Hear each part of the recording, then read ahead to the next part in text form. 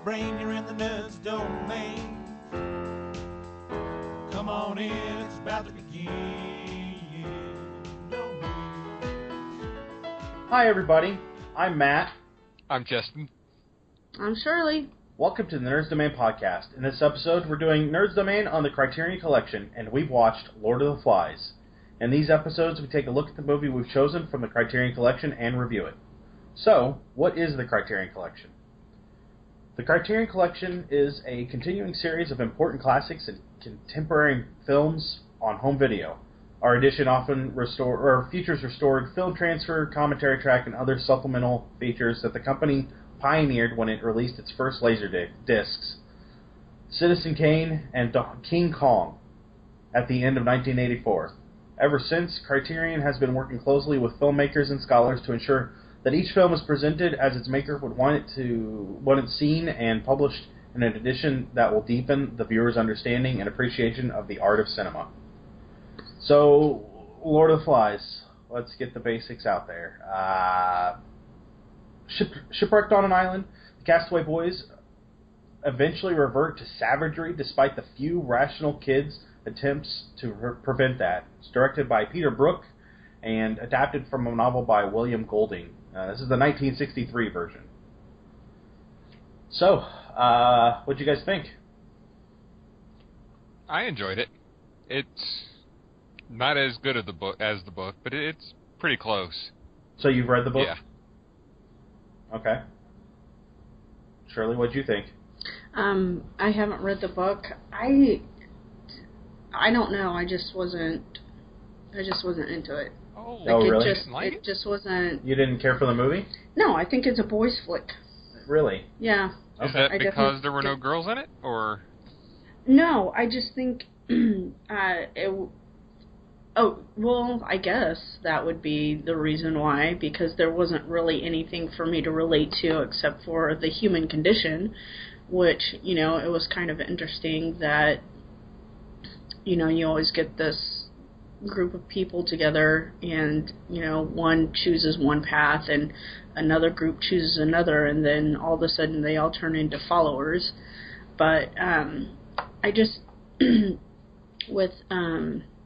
you didn't really get a good sense of their age range, and I just felt like kids at the age that they looked like, they wouldn't act that way.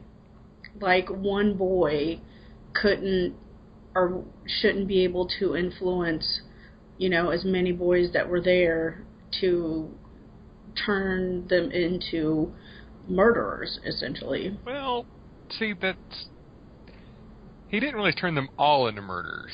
It was the one kid that kind of reverted that away, and he was...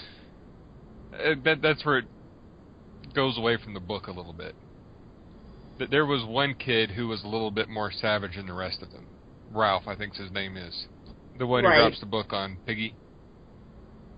The book. The book or the rock? The rock. Did I say the book? Yeah, you said the book. Ralph is actually Piggy's friend. Oh, is it? Who's the one who drops the rock on Piggy? It's Jack that's the leader of the other group, but I don't know if that was Jack that dropped that rock. Jack didn't drop it was the two little kids standing at the top of the cliff. Wasn't it the... One little kid, wasn't it? Yeah, I think it was. I thought it was the twins. Hold on. Well, in the book, he is cruel to start with. So in the book, he's more cruel than he is... Yeah, he joins the hunters because the hunters follow his line of thinking. It's Roger that drops the bolt. Roger. Yeah. And the two twins were Sam and Eric. This is Sam. I'm Eric. I'm Sam. This is Eric. Yeah. So, okay, so I guess we should tell a little bit about the story. So the story starts off with Ralph and a character whose name is Piggy. He gives another name, but I can't find it listed anywhere. He does actually give his name at the very beginning. At the very beginning. He's kind of portly, but he's not really that big. No. But he's got glasses and asthma, and he can't swim, and Ralph is kind of just a normal kid. And they find a conch that Piggy teaches Ralph how to use to blow, and he blows it, and a bunch of other kids show up, including a choir of boys led by Jack. And they all get together and they elect Jack the leader. Or, I'm sorry, they elect Ralph the leader. Mm-hmm. And they go about setting up a fire to signal any ships that come by. And I guess, and Jack and his choir take charge of watching the fire. And then, what happens? The twins catch a glimpse of the monster, the pilot. The Oh, dead that's pilot. right. No, Yeah. That's further into the story. What happens is... I thought that happened real early, like right after the fire got lit, because they No, watch that's it the first pretty- night, don't they?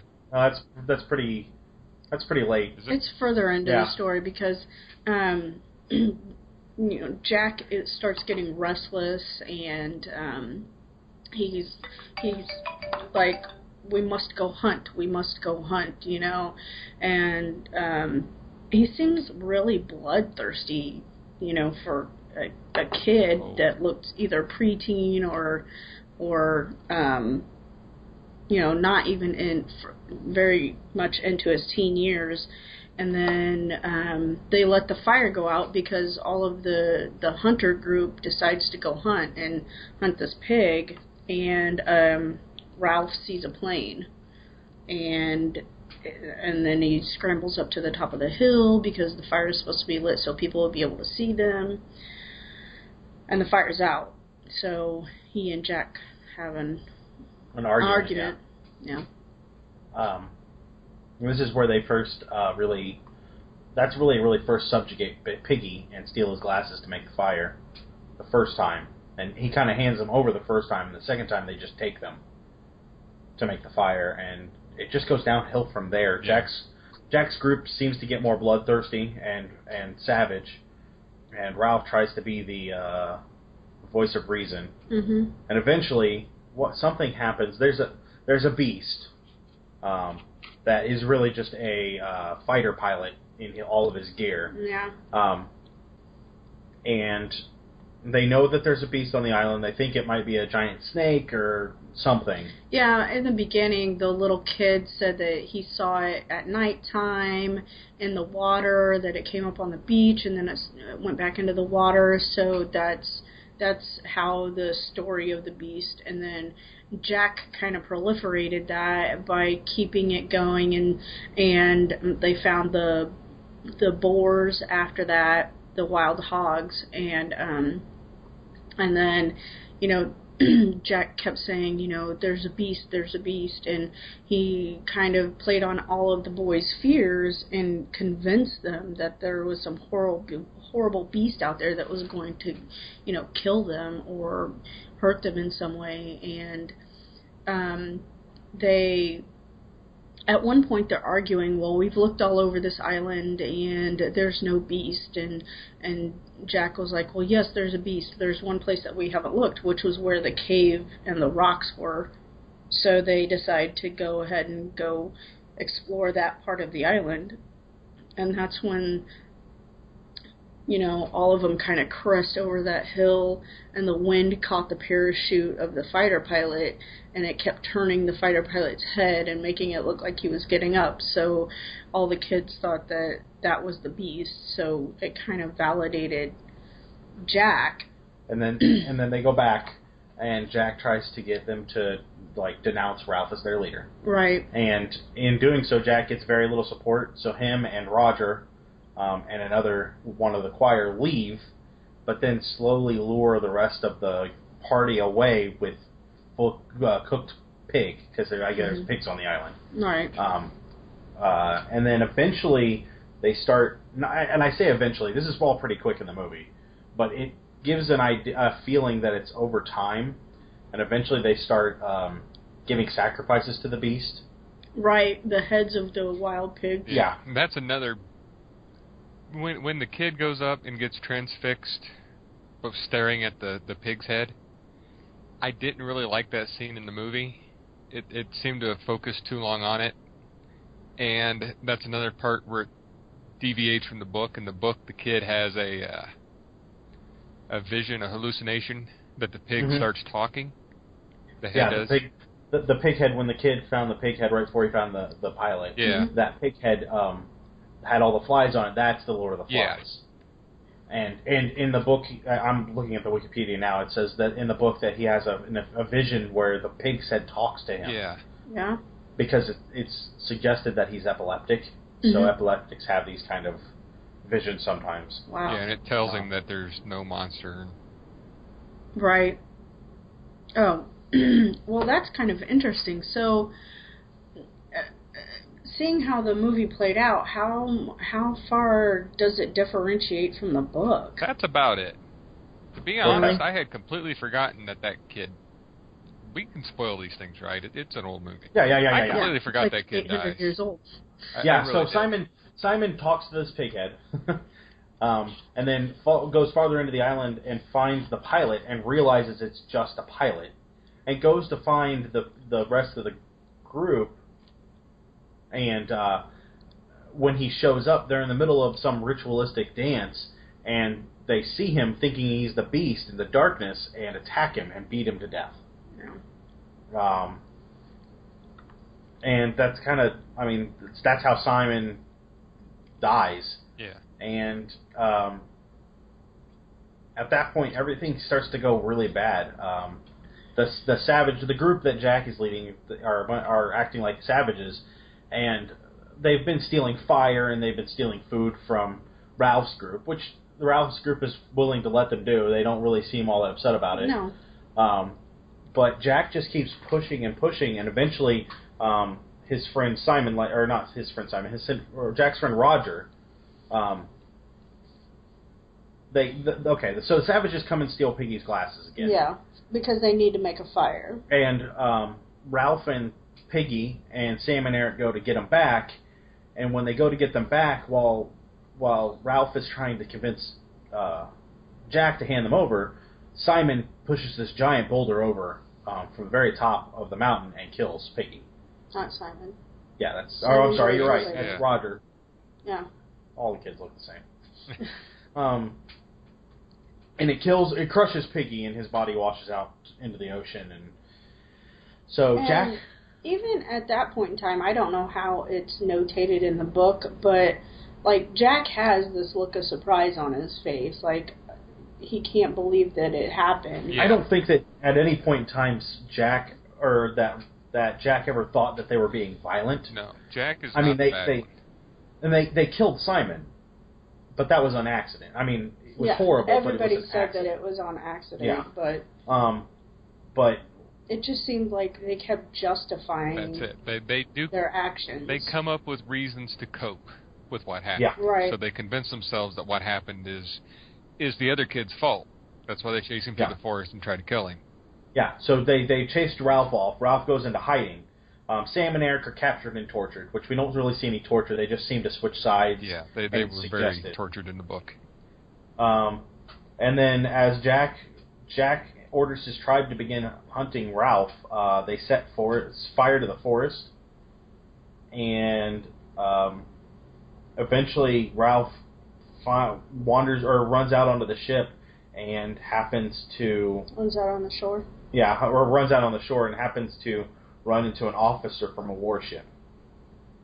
And that's kind of where the movie ends. Yeah, that's where the movie ends. I assume that's where the book ends too. Wow. So that's the basis of the movie. Honestly, this movie was a little rough to watch.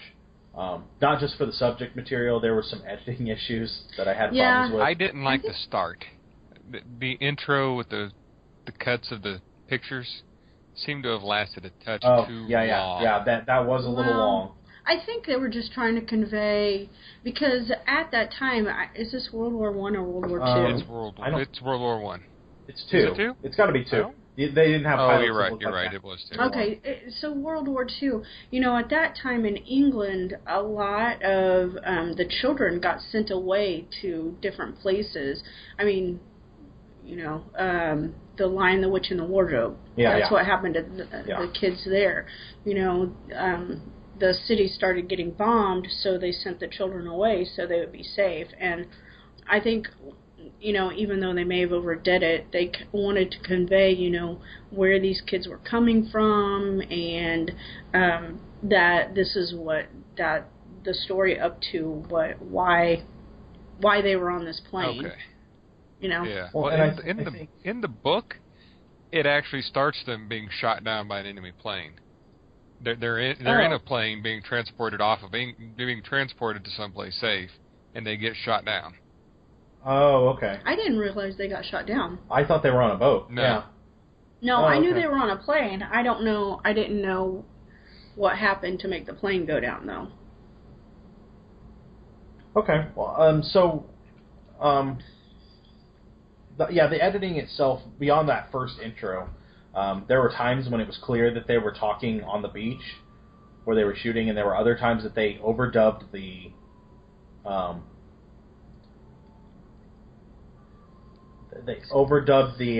like a soundstage where Ralph or Jack were talking over what was going on in the scene. Yeah. And it was so different. It's not even, they didn't even try and hide it very easily. Yeah.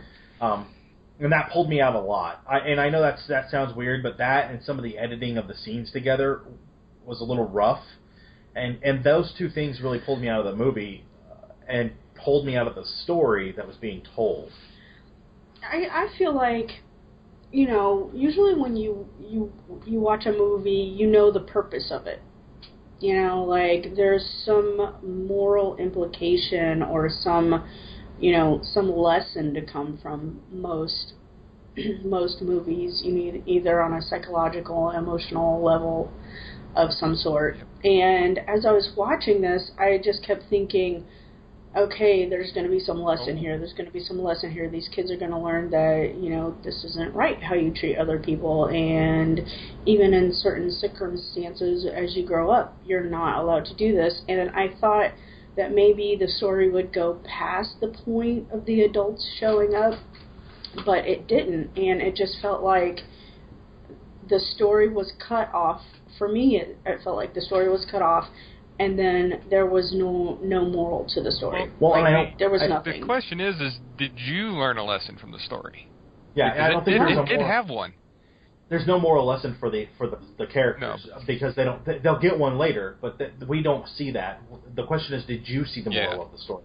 Because the moral of the story is that, and correct me if I'm wrong, Jesse, if you felt differently, but that without order, man can still turn savage.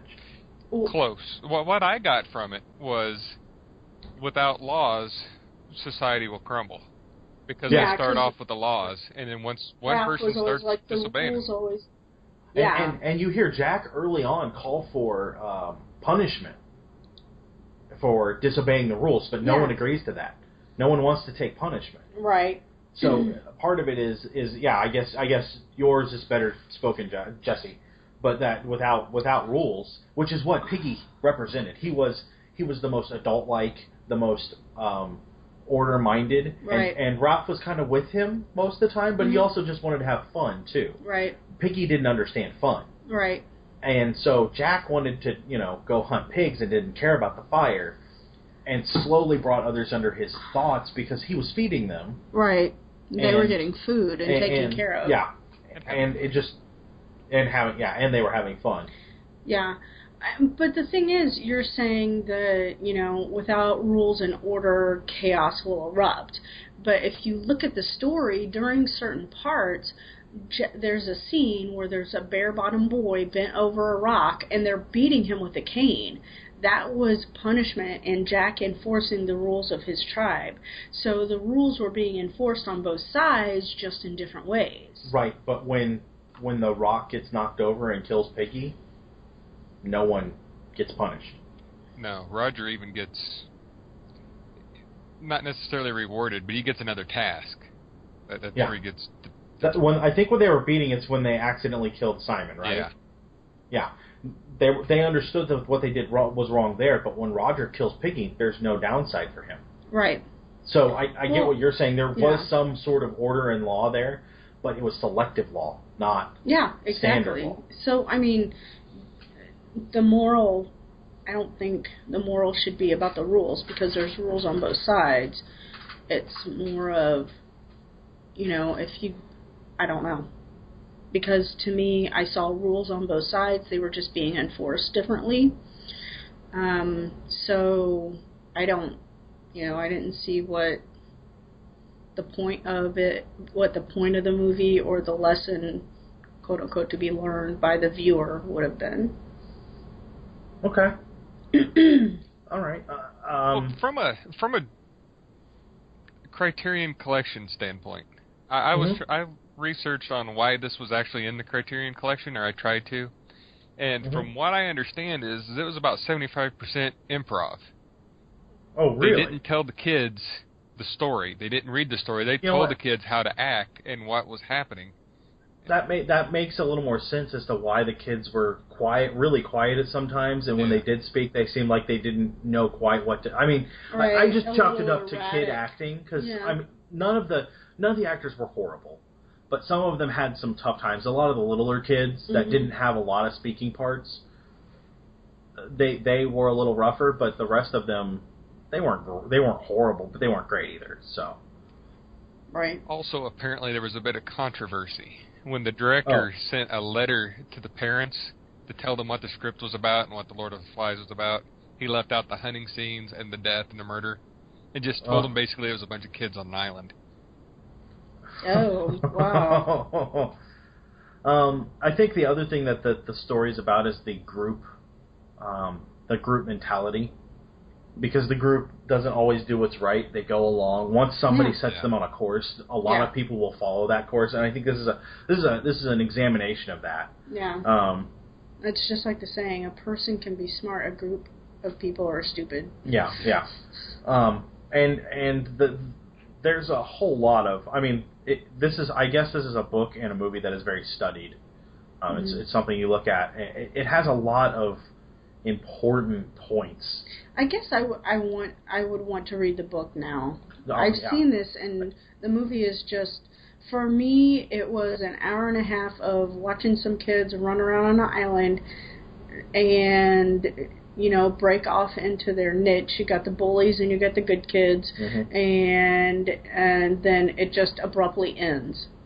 And it felt very unfinished to me, so I'd like to read the book and see what more I can glean from that. Yeah, definitely. None of the actors went on to do anything else, literally. Not a single one of them. Not a Ralph one. Did. No, that was from there's a 1990 remake of this. Yeah. And the Ralph from that went on to do something. His name's Balthazar Getty. Ooh, which I like the name. Yeah, that's an awesome name. And he went on to do... is it better than Cumberbatch? Yes. I like Balthazar. He went on to do some other stuff that I've recognized. Young Guns 2 and he was in Judge Dredd. Young Guns is pretty good. And I mean, nothing huge where he was starring, but he's done a lot of like side roles, and he's been in a lot of TV shows. So that was Balthazar Getty from the 1990 remake. From the 1990, yeah. Yeah. So I mean, he's still working, but from the 1963 version, nobody went on to do anything. Well, I think, if a director lies to a bunch of parents about what a movie is really about, their parents probably to let your children into any other role. No, that makes sense. So, he didn't lie. He just didn't fill in all the blanks. Do you guys remember the soundtrack at all? No. The movie was so bad for me, I didn't even recognize it. The movie was so engrossing to me, I didn't even pay attention to the music. Yeah, neither did I. There was some music. I felt it was very appropriate for the scenes, and that's probably why you didn't notice it, because it influenced the scenes well enough, Jesse, that it pulled you in, and Shirley, you didn't care anything about the scene, so you ignored the music as well. Okay. Because it felt right for the scene. Right. It was hectic during the pig hunting scenes. It was calmer on the beach. Well, it was all orchestral. Yes. I remember that. Yeah, it was. I think the island they used was beautiful. They did all of their shootings on Puerto Rico. Oh, okay. Yeah, that part of Puerto Rico is a beautiful, beautiful island. And full of wild boar. Yeah. Full of and that's kind of standard for islands. Yeah. All your standard islands come with a wild boar. So the book itself has won several awards, it looks like. I would be surprised if it hasn't. Yeah, and it is required reading in a lot of schools and colleges. It won the Nobel Prize. Did it really?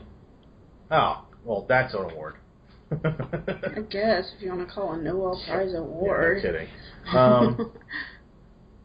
So overall, Shirley, you weren't impressed? I mean... It might just not be your style story. Yeah, I got an impression, but I got an impression of an unfinished movie where I was very neither psychologically nor emotionally engaged, and I felt it had a lot to do with, two types of niches, the bullies and the good kids, and I felt like the story just wasn't, like they just skimmed on the top of a story that could have been told in more depth. Okay. So. And Jesse, I enjoyed it. Okay. You've read how long ago did you read the book? It was back in high school. It's been a long time ago. So over a decade? Yeah. I feel old. But yeah. And I keep forgetting, even when I started this, I completely forgot of how big of jerks all the kids were, except for Piggy, really, because the very first thing Piggy says to Ralph is please don't call me Piggy, and the very first thing Ralph does is, hey everybody, this is Piggy. Yeah. Yeah. I guess that's the other thing too, is little boys play rough. Yeah. And the reason you stop as a little boy playing rough is you're told not to play that rough, or not to play any rougher. Right. And these boys were not given that boundary. There was no boundary for these children. Yeah. And I guess if you leave a bunch of kids on an island, they'll revert to savagery and kill each other. I don't feel like that's... Yeah, I don't know. All right, well, Jesse, what did you think? I enjoyed it. Give me a rank. 4 out of 5. 4 out of 5. And who would you recommend this to? Well, I would have recommended it to just about anybody who can stomach a black and white movie, except for now Shirley. Have you seen the 1990 version? I have. I like this one a lot better than I like the 90 version. Is it that much better? I think so. It's been a long time since I've seen the 90 version also. I would like to see, on that note, I would like to see the 1990s version, but what I remember from the previews or catching glimpses of it when it was ran on TV, that it was just a lot more violent. I felt like I got the feel that it was a lot more of a violent film than this might have been. Okay. I do think the pig head talked in the 90 version. I was very disappointed in this version about the lack of the talking pig head. Yeah, I'm seeing here it says that it does talk on the Wikipedia. Does it? So, okay. So Shirley, what do you think? Give me a rank. I mean, okay, as far as black and white films go, I would give it a 4 out of 5. Wow. Okay. As far as so even though you weren't drawn in, the story of the film, I would give it 2.5 out of 5. So average at about a 3, 3.25 for you. Yeah. Okay. So. Okay. I enjoyed the movie. It was darker than I was expecting, I guess. It was just darker emotionally, mentally. Yeah, emotionally, it was emotionally a little rough. Watching the kids beat the other child to death. Yeah. Not that I grew up as Piggy. I wasn't that bad off, but I remember being picked on like that, and I remember that feeling, and it brought up a lot of that for me. And I know what it's like to watch all the other kids go and be athletic and me not feel like I can. So that was kind of, that touched on those points for me. And then watching him get killed because some other jerk pushed a rock over, essentially, that was a little rough for me. And overall, I liked the movie. I'd say a 3.5, which for me is pretty average. I mean, a little higher than average. I don't know if I would recommend this for anybody though. It's a personal experience for me. There's a lot going on there, and I don't know if I would want to just be like, "Hey guys, check this out," So that's Lord of the Flies, right, guys? Yeah, that's Lord of the Flies. Just to update our listeners real quick, we are now doing our Criterion Collections twice a month. We are? Yep. What? Whoops. Hey, Jesse, by the way. Jesse, didn't you get that memo? So let's look real quick at what is coming out next as soon as I get Google Drive to speed up for me. So we just finished Lord of the Flies. Next, it looks like we will be watching Modern Times. All right. This is Charlie Chaplin's movie. And as I'm told, this is the movie that is the pinnacle of Charlie Chaplin. I don't know. I've seen Gold Rush, and that was a good one. Okay, fair enough. That'll be coming out sometime in the second half of July. And then after that is 39 Steps. I honestly don't know anything about 39 Steps. I don't remember why I grabbed it. Probably because I was looking for movies. I know why I grabbed this. Alfred Hitchcock. Oh, hey. It's the 1935 Alfred Hitchcock movie. Nice. So this is going to be really old for us, which I'm perfectly fine with. And I believe that Modern Times is pretty old, too. Yeah. Isn't it? So you would say it's not modern? No, it is not. 1936. So our next two movies come from the same decade.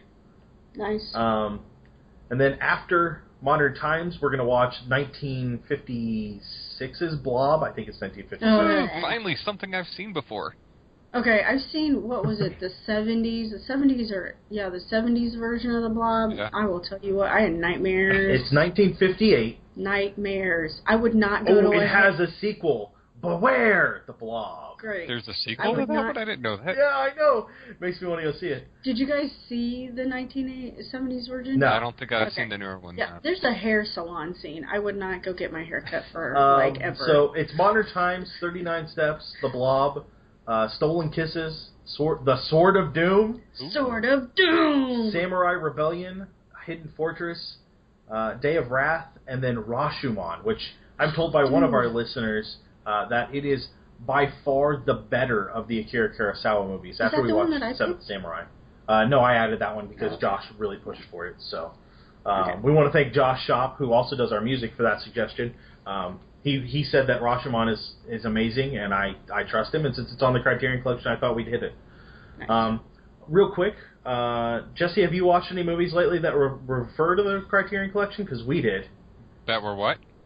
That refer in any way, shape, or form to the Criterion Collection or any movie on it. Probably not. Not that I can think of. So Shirley and I watched with her son Bill and Ted's Bogus Journey. Oh, yeah, okay. Man. So after we watched Seventh man. Seal, I felt, man, I really want to watch Bill and Ted's Bogus Journey because this is just stupid fun. And it was. Yeah. It was absolutely, I forgot how over the top everything was. And how much fun it was. And it was a bunch of dumb, jokey fun. It was. But this is the key part. Death looks exactly the same and is well acted and is Swedish in reference to the Seventh Seal, which that was kind of fun. And then when they go find Death and they challenge him to play board games, they play all of the board games in the castle from Seventh Seal. See, that I didn't know. Yeah, it's the probably castle not the that they same all set, die but in at the end. it has the same look of that set, Yeah. and it's just amazing. Like, they put little small things in like that, and it was really a lot of fun to see that. And I didn't get that until you were like, that's the castle. Yeah, and I was like, why are they playing in a gosh. castle? Oh, And they're then- playing in a castle. And then now you say that, and it's just like Death, and I was like, oh my gosh, that's like just like Seven Seal. Yeah, so it was a lot of fun, and honestly, I highly suggest checking out that movie for anybody that wants to go see it, because you probably ought to watch the first one because it really does set it up, but the second one's just kind of, it's dumb, stupid fun, and the guys that play Bill and Ted, Keanu Reeves and some other guy, that other guy that was in Lost Boys. Yeah, they're way over the top with their acting, but it's funny. Yeah. So and George Carlin's in it. Yeah. So can't go wrong with that. No. So I highly suggest Seventh Seal and the princesses that are in it. So you guys should check that out. Anything else you guys want to say tonight before we sign off? That'll do it. Be excellent to each other. Be excellent to each other. Yes. All right, that's it for us tonight on the Nerds Domain podcast. You can always send us an email at nerdsdomain@gmail.com, and we really encourage you to have any feedback or any movies on the Criterion Collection you want to see. Please send us an email, and we'll gladly put it on there. You can catch us on Twitter. I'm at Quiet. Shirley is at SNED70. Jesse is at J_Kimmett. And you can follow the website at Nerds Domain. You can also find us on Facebook at facebook.com/nerdsdomain. Again, we want to thank Josh Shop for our music. If you'd like to help us out, head over to our website and click the link for Amazon, and you can buy anything through there. It's the same price for you, same shipping time, same everything. It just sends us a little bit of money. And if you enjoy our podcast, you can always head over to our iTunes and, click a few stars, write us a small review, and we'd appreciate it. We'll talk to you real soon.